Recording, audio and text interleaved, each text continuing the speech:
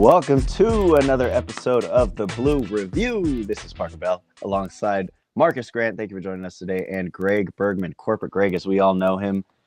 How was everybody's weekend? I mean, it was an eventful day. The Dodgers got to Korea. Exhibition games are over. We got a lot to talk about. But first off, how are we doing, everybody? Feeling good. Yeah, it's been a good weekend. I got no complaints. Sun was out. It's great. Exactly. I even got to get it. I got some pickleball in yesterday. So, feeling good. Okay. Preparing for ESPN LA's Pickleball Madness. I like to hear it. Saturday. This coming up. Saturday, the 23rd. That's right. If you can't be there, you're square. But if you can be there, we love you. Just kidding. We'll have the game streaming, of course. That'll be exciting. You guys can follow along during our Pickleball Madness. But if you weren't following along this weekend, the Dodgers were in Korea, Seoul, and they went to work. They had 2 exhibition games. They won the first one handedly. I think it was 14-3. And then just this morning in the crack of dawn at 3 a.m., they won against the Korea national team 5-2. CT3 hit a little homer. Max and I think Will both put up 2 RBIs. So it's good to see. Before we kind of get into some of the topics we want to get into, did you guys notice anything during those 2 games that you wanted to get into? Yeah, I did. I did notice some things that I wanted to get into. I didn't watch the games, but I saw a lot of the highlights and I saw a lot of things. But the only thing that really stood out to me was that Korea does it right and they like to have fun. Yeah. Like they know what sports is. They know that sports is an entertainment product. And I think we have a few clips of how much the Dodgers enjoyed their time watching the spectacle that was in Korea as well. Yeah. So if you haven't had a chance to see this, it's amazing. It's amazing. We're all going to react here. I'll let Marcus kind of maybe walk us through it. Here's going to be the video of South Korean actress, and forgive me if I botched your name, but Jeon Jung-soo, first pitch. And here was her first pitch. See? All right. Yep. Pretty girl. Yeah, very. Certainly a lot of interested viewers in the Dodger dugout. Freddie looking up, trying to figure out what's going on over there. He's like, no, I got to turn away. Glass now is right in there. He's got his eyes right there. All right. Yeah. All right. Attractive female. Very, very attractive lady. Yeah. We didn't actually. Here's the thing. We didn't see the first pitch, and I don't know that anybody in the Dodger dugout cared. CT3 didn't see it either. His eyes were too wide. I don't think anybody can tell you whether the pitch, reached home plate, whether it was in the. No one knows. No one cares. I don't think. I don't think the Dodgers cared in the slightest. Not even a little bit. Not even a little bit. But there's more. They don't just have a beautiful woman throwing at the first pitch. They also have beautiful women that are on the dance team, like the cheerleaders and stuff, right? Yeah. Correct. Yeah. There it is. Here's the thing. This is supposed to be fun. And I say this as somebody who is a baseball fan, right? It was always my first love when it came to sports. Baseball in America is sort of dull. Like, you have to really be focused on it, which is I think it's part of the reason that it has lost market share over the years, because it has remained sort of, old and dull, and it's like somebody once described baseball to me as an island of chaos inside an ocean of boredom. Right. But they're trying to expand the island a little bit to give us more action. And it's great. And I think sports in other countries are better than sports in America because they do stuff like this. But they go out and they have fun. They bring drums and they sing songs. And, see those soccer videos where folks are shooting off fireworks after a goal. I don't necessarily condone that in an enclosed space, but at least they're having fun. We don't do that here. Yeah, see, Parker. Didn't expect that finish. She does a split, and all of a sudden, Parker, whoa. that threw me off. You can tell that Parker's 25. Yeah, that threw me off. But no, you're absolutely right. Look, they do it right. This is what it's supposed to be. This is what sports is meant to be like. You do it in the NFL, you do it in NBA, you do it in every other sport, basically. I don't know if soccer has actually cheerleaders or not. I don't think they do. But, this is what sport is supposed to be. It is an entertainment product. And that's something that, Jerry Buss always figured out for the Lakers. And that's why he brought in the Laker girls. So the Korea is doing it this way and having cheerleaders or dance team or whatever you want to call it. It's the right thing to do. And I actually saw an article a couple of weeks ago that the New York Mets are going to have a dance team also. They're going to have a dance team at Citi Field this season. And I think it's just smart. I mean, I don't see what the problem with it is. And they should be doing that. I mean, it might distract the Dodgers, as we just saw. And if it distracts the Dodgers, maybe it'll distract other teams as well. But either way, look, it is entertainment. And so this is what it should be doing. Good job by the KBO in South Korea. Absolutely. I'll say this, going to like a KBO game or a Japanese league game, like that is on my sports bucket list. Like I would love to see a game in one or both of those countries at some point. If the Blue Review gets big enough, Marcus, we can find a way to get over to the KBO game. There it is. We'll do it. Let's do it. Yeah. Let's do it. I'm in. Also, the other thing that stood out to me in that game is, again, highlights. But Max Muncy made a fantastic play at third base. There was a ball that was hit over the third base, over third base, down the third base line, over the base, and he had to dive to his left. Grab the ball, get up, and throw a long throw to first base to get an out. And that means that he's working on his game. I thought it was a great play. If he can continue to do things like that every once in a while, like maybe he won't be such a net negative. And I think he's just listening to all the noise that's going out there, Marcus. I think he is. But I will also say he has said that it's a thing he's working on. He is trying to get better defensively. He understands that as a weak spot in his game, and he is working on it. And so to see a play like that does sort of reinforce that idea, right? That it's a thing that he's working on, and he's not going to be Justin Turner over there, right? No. I mean, he's just not. But again, like I said before, if he's just, as long as he's not a circus, especially when you've got, as great as Mookie Betts can be, as athletic as he is a brand new player at shortstop. You got to have at least one guy over there that you can feel confident with, especially in big situations. If it is the third baseman, great. I mean, this. Your job as third baseman, you get to everything you can, and whatever you can't, the shortstop is supposed to clean up. So if Freddie can take that, or not Freddie, if Max can take that step forward, I think that goes a long way toward helping this defense. Yeah, Parker, what do you think about it? Well, so I mean, just seeing that, he is working on it is a positive, and I mean, I'm seeing all of them work on it and talking to each other, and within the dugout, they're all in the same understanding that, hey, it was an issue. It was brought to everyone's attention. It's going to be our biggest, weakness going in the season. And they're all, I feel, kind of on the same boat where it's like, this is what we got and we're going to run with it. And we're just going to be best friends and work on this together. Because as you can see, like if you're following along with the Dodgers while they're in Korea, just the whole team going out together on excursions, seeing little things like that, I think is a positive note for me, because on top of the fielding, you do want to see that they're at least together in this, together in the struggle, I guess you could say. I also like that they gave them, some extra time. I know they played a couple of exhibition games, but like give them time to go explore a little bit, to go see it. I mean, this is, I won't say once in a lifetime, because some of these guys make millions and they can go to Korea whenever they choose. Whenever they want. Right. But it is sort of a rare opportunity, especially to go as a whole organization. And so like, let these guys go out and experience the culture, experience the city a little bit, and just kind of have that bonding time. I will say I wish, because we've spent so much time talking about infield defense the last couple of weeks, this is sort of where it stinks that the season starts in a couple days. It would have been nice to have that extra week or so of spring training to kind of work on this stuff together, but it is what it is. The fact that their offense and hopefully their starting pitching can keep them afloat long enough to get their defense together is sort of a plus. But yeah, it would have been nice if they had this time back in Arizona to sort of work on it and kind of work out some of the kinks before they got into live action. But so be it. So be it. Yeah, but I mean, it would be nice. But the one thing that I didn't hear anything negative about Gavin Lux over the weekend. I don't even actually know how much he played, but I assume he played in both the games. And I didn't look at the box score. There were at least a couple confidence boosters, I guess you can call them, for Lux. He got a double play on his own. The throw was good. I think he had a few double plays turned with Mookie as well. So he's at least, not making headlines on the opposite direction, which is a good sign. Like you said, Marcus, it would be nice if they had that extra time. Yeah. Because the Padres are coming right up, and Ha-Seong Kim is raking in his hometown or home country. But that's beside the point.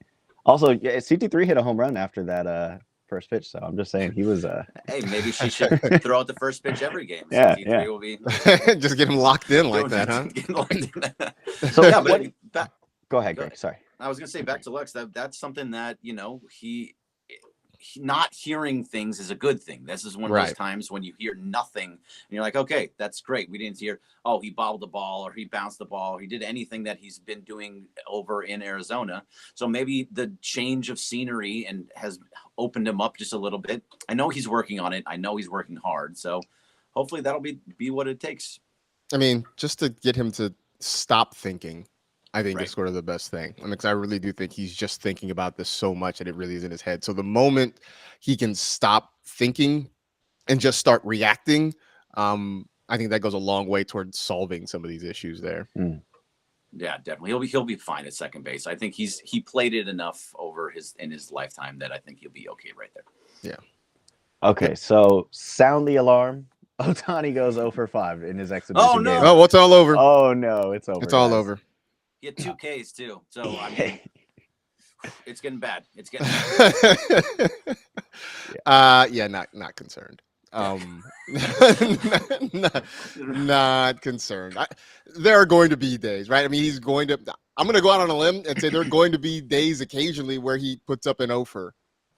Hopefully won't happen a lot, but it's going to happen. Again, I think the more interesting thing is that he's going to start a throwing program. That to me is of interest. That it's something that opens my eyes a little bit. I mean, we know he's not pitching this year, but that he's progressing toward that to hopefully ultimately just be the Dodger closer, because I think that's probably the career path for him at this point. Really? That's what you want? You want him to be the closer? You don't want him to go back on? You're going to pay him $700 million to be the DH and a closer? Yeah, why not? I mean, I'm fine with it. Because one, as the DH, he's going to be still one of the best hitters in the league. And I think at this point, after, the surgeries and the injuries and stuff like that, I would rather have him come out every day, every couple days and fire, for three hitters, as opposed to trying to get him through 5 or through 6 innings and just, build up that wear and tear. I think that is probably the best option for him at this point in his career. And it's a spot that, honestly, I mean, since Kenley Jansen had his sort of, decline, they've been kind of rotating and trying guys out there. They haven't really locked down that position. I think Shohei can be that guy, that anchor in the 9th inning for them if that's what it comes to. So, I mean, I think Evan Phillips is doing a great job as the pseudo closer by himself. But now let's do it this way. Would you rather Shohei Ohtani be the closer or Dustin May be the closer?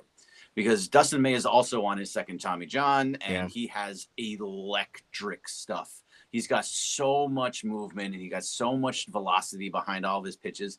Him coming in for those 3 batters, to me, it just seems like a perfect spot for him, because I don't think he's ever going to be a guy that's going to start games again.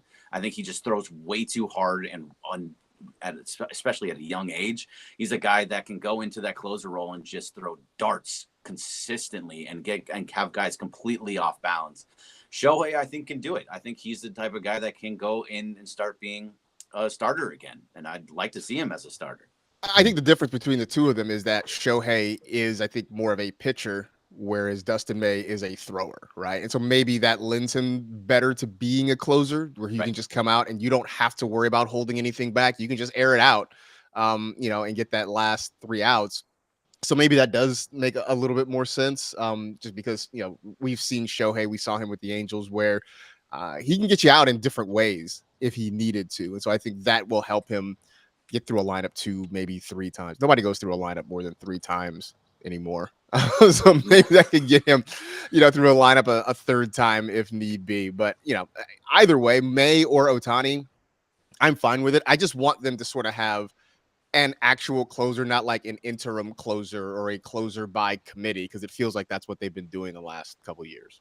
Yeah, no, I'm totally with you. And by the way, to your point, we had the stat last week, but 15% of pitchers went through the lineup 3 times last year. 15. Wow. When in 1988, I think it was something like 65. I was gonna or say something like that. 70%. Yeah, no, it was a massive number, and it's down to like 15%. That's very rare that anybody goes through 3 anymore. So I would assume that works in Shohei's favor in what you're talking about, trying to keep a little bit off his arm and all that kind of stuff. I don't know. Dustin May just feels like a closer to me, just to be able to come and just throw darts nonstop. Yeah. So- I mean, look, Kinley was a catcher, right? Before they Yeah. converted Yeah, him. exactly. So Exactly. it's not the craziest idea. So the Dodgers, they have been, I mean, you can't say parading around, but they've been exploring around Korea. And Dave Roberts, as Crypto Ray in the chat points out, did you hear Dave Roberts compare the Dodgers to the Beatles, the 90s Bulls, Showtime Lakers, you know, the teams that So you're changed their saying that sport? Dave Roberts listens to Blue Review. He watches Blue Review. That's Because what I'm we had that same comparison last week. Right. We said Beatles level pandemonium. I mean, Yeah. And it's, I mean, it's kind of true, but I mean, what do you guys think of that? Like, can this team, we're seeing Shohei already be that person who is just transcending MLB to a different level, perhaps on a level that might reach an MJ level. We'll have to wait and see, but still, I mean, you're kind of seeing the signs of it. And what do you think of that comparison? Like, is it true? And when they come back to the States, It's true because they're in Korea right now, Right. right? Where they don't get to see Shohei every day, right? They see the highlights. I'm sure they read the articles. And so to see him in person, like, absolutely, yeah. You know, is it going to be like this when they're headed to Milwaukee? No. You know what I'm saying? Like, it will calm down. Yeah, people will come to the ballpark to see Shohei, right? He will draw crowds, but it's not going to be this level of chaos when they're, you know, whatever. It's a couple days in Arizona, or you know, they're heading up to, you know, I don't know, anywhere. It's just not going to be the same because it's just different here. So this is fun. I'm sure it's a lot of fun. It's, you know, amazing to see these crowds, but I don't expect this is going to happen when they're on a road trip in like July. No. When they go to Tampa, and now everybody's like, "Oh my God, Shohei's here." But going to Korea, yeah, like it's the amount of people that went to the airport to see them land and be outside for them. It was a huge crowd, and that is it's they're not 90s level Bulls era where it comes with like they're winning, right? It's the fact of like people just want to go see them, and Yeah. that's when be like, you're right though. It's only outside. It's not. It's definitely not going to New York. You know what I mean? They're not lining up in Pittsburgh to like watch Shohei get off the plane. yeah. You know? No, they're more excited about Kutch. They want him to just keep hitting home runs. Yeah, there it is. So another piece of a bit of news that was kind of announced during this weekend, Dave Roberts said Gavin Stone is officially going to be the 5th starter. Just how are we feeling? I mean, he was dealing just this. I keep wanting to say last night, but this early in the morning. This morning. Yes, Yeah. this morning. How are we feeling about this announcement? So I like it. I think he's been great this spring. He was supposed to be this guy last year, but he had some issues. He just couldn't make it in the major league levels at that point. He got hurt, but I don't know how much of that is him actually being hurt and just kind of be like, okay, my ego is hurt and I'm not throwing well. But he's come back and he has been fantastic so far this spring, and he deserves the 5 spot. So we have our rotation set now. It's Tyler Glasnow, Yoshinobu Yamamoto, Bobby Miller, James Paxton, and Gavin Stone. So you have your 1 through 5. They did not give us a 6, so that means that they are not going to go with that 6-man rotation so far, at least not right now. For now, right. For now, yeah, for now. But that's, you know, Yamamoto is used to a 6-man rotation. I actually think they really should use a 6-man rotation just because of all the people that are the guys in this rotation. They're all either been injured or very, very young, so they could use the extra space. But I like what I'm seeing from Gavin Stone so far. Yeah, no, I agree. I look at this though as like he's there, and hopefully it is locked in. But you know, knowing the way this pitching staff works, just knowing the way 162 games works, it potentially could be very fluid. I'm sort of with you on the idea of having a 6th starter. One, because I think it definitely sort of helps everybody else get that 1 extra day of rest. Also, though, I think it helps you figure out who are your long relievers when you need them. You know, at some point late in the season or in the playoffs, you're going to need that guy that's going to have to eat up 3 or 4 innings, or, you know, fingers crossed it doesn't happen, but something happens, your starter doesn't make it out. Look, we saw this. The starters couldn't make it out of the first inning last year in the playoffs, right? If that somehow happens again, who's that guy can come in and maybe put out the fire and keep you semi-close for 4 innings until your offense can get back into it? And I think if you have that 6th man, you start to get an idea. Okay, maybe this guy isn't going to be a starter when we get to October, but I know that if I have to somehow go to the bullpen in the 3rd, this guy can get us through a few innings until we can figure something else out. Yeah, absolutely. So it's probably going to be Michael Grove for right now. He's going into the bullpen. He'll be the long relief guy. They also have Ryan Yarbrough, who was pretty good last year, that can do those types of things. Mm-hmm. With Emmett Sheehan on the IL to start the season, and same with Walker Buehler and Clayton Kershaw, you have more guys coming that are going to be able to pitch a decent amount of innings. So we'll see what those guys. But to have this 5 right now, which it's not the strongest 5 in baseball by any means, but I think it's a pretty strong 5. Paxton has been good in his few spring training starts, but with Buehler coming back, with Kershaw coming back, with Grove taking a step forward and keeping his innings limit down and keeping it being stretched out enough that he can go a little bit longer, I think you have enough guys that can fill all that role, and I'd love to see the 6th man at some point. Yeah, 100%. Speaking of the 6th man, Marcus, you're kind of our resident fantasy guy.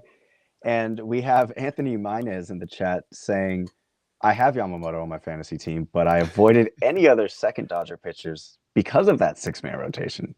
And just how scary it is, to be having to wait while you're playing fantasy. I mean, is that a safe bet, just kind of staying away from a 6-man rotation for fantasy? I mean, I think one, staying away from the 6th man, but also because I think there are still so many question marks with the Dodger rotation. I mean, I think, we hope Yamamoto's a sure thing. We had questions about his last couple of starts in the spring. I'm not super panicked about it, but yeah, I mean, I just think Glasnow is a risk because he hasn't been able to stay healthy.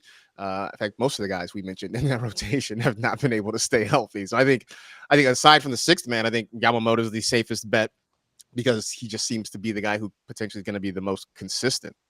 Sometimes your best ability is your availability. Hopefully he's available a lot. Yeah. Check out the chat right now. We got someone from Japan. It's Hey. Kurimotaki. I think I said that right. I'm sorry if I said it wrong, but welcome from Japan. That's pretty cool. We're starting because Absolutely.